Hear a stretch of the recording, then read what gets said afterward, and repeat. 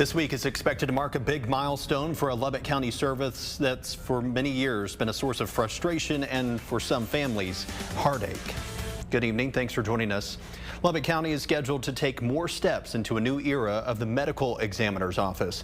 According to the Commissioner's Court agenda, tomorrow leaders will consider a new agreement for ME services with the Lubbock County Hospital District. That would include autopsies and storage of bodies from UMC at the county's new facility, which will be near the Lubbock County Detention Center.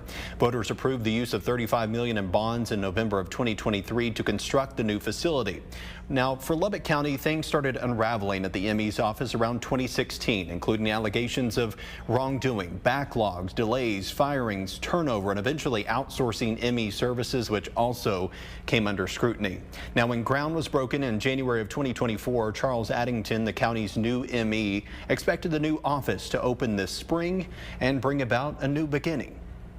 We want to know, to the best of our ability, provide peace and comfort for the families of the decedents, and that's what this is going to help us do.